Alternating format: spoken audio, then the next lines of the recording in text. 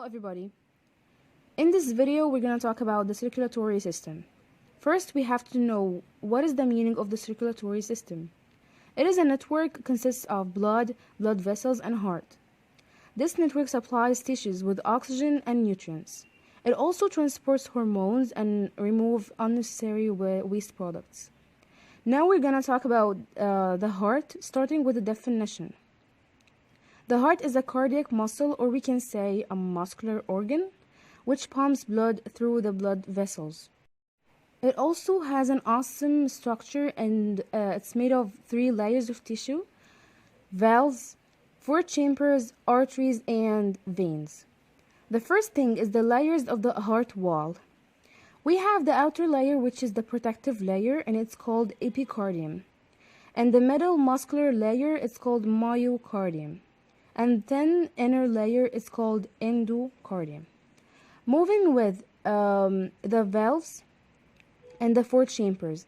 We have here the smaller upper chambers, which are the left atrium and the right atrium. And then we have the 2 larger chambers, the right ventricle and the left ventricle. Then we have the valves. But first, what's the meaning of the valve? The valve is a flap of tissue that prevent blood from flowing backward, and they open when the right atria or ventricle contract and close when they relax. So we have here between the right atrium and the left ventricle the tricuspid valve, and it's called tricuspid because it consists of 3 parts, not only 2. Then between the right ventricle and the pulmonary artery, the pulmonary valve. And the word pulmonary refers to the lungs. So it's called pulmonary because it moves blood to the lungs. And between the left atrium and ventricle, there's the mitral valve. And the last valve is the aortic valve, between the left ventricle and the aortic artery. Now we're gonna talk about the arteries and veins. Firstly, the arteries. They are strong, flexible, because they carry blood under great pressure. In this circulation, we have the pulmonary artery, which is the only artery that carries oxygen for blood. It travels blood to the lungs, and it's called an artery because of its structure, and it moves from the heart, as this is the function of an artery. And we have the second artery, which is the aortic artery, and it carries oxygen-rich blood to all parts of the body, except for the lungs. About the veins, then they have thin walls and have valves to prevent blood from flowing backward. The superior vena cava and inferior vena cava are the veins that push oxygen-poor blood from the upper and lower body to the heart. Then the pulmonary vein, and it's the only vein containing oxygen-rich blood from the lungs to the heart.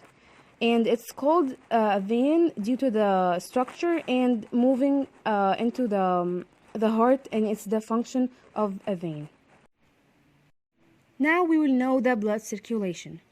First, blood enters the right atrium through the superior and inferior vena cava and says, "Assalamu alaikum, right atrium." Then the right atrium says, "Wa alaikum salam, hi blood, what do you want?" And then blood answers, "I just want to go to the right ventricle." Then the right atrium says, "Go through the tricuspid valve." Then blood flows to the right ventricle. "Hello, sir. Can I help you?" "Yeah, please. How can I go to the lungs? I don't have oxygen." "You can pass the pulmonary valve, and the pulmonary artery will take you there." Then blood enters the lungs and asks for oxygen. Then the lungs say, "I'm gonna give you oxygen, but you have to pay first." "Oh my God, I don't have money." "You can give me carbon dioxide instead." Blood enters the heart through the pulmonary vein, then moves to the left ventricle by the mitral valve. Then the left ventricle gives him a hug and says, "Goodbye, blood. See you soon." Then blood flows to the aorta by the aortic valve to all body parts. So, we've heard a lot about atherosclerosis and arteriosclerosis. Let's know another heart disease. Coronary artery disease is a blockage of the coronary arteries, and the coronary arteries are the arteries that give the heart the nutrients and oxygen. And this disease is caused by a build of cholesterol. It's called plaque. This grows on the inner walls of the coronary artery and then build clotting so the coronary artery remains blocked. The second disease that we have here is the aortic dissection aneurysm. This disease occurs when the layers of the aortic wall separate, so blood flows in a wrong way between those layers. Then they separate, then this part swell and rupture. This disease is really dangerous because when the aorta's inner layer open, the blood flows in a wrong way, and most of the time people die because of this. And thank you.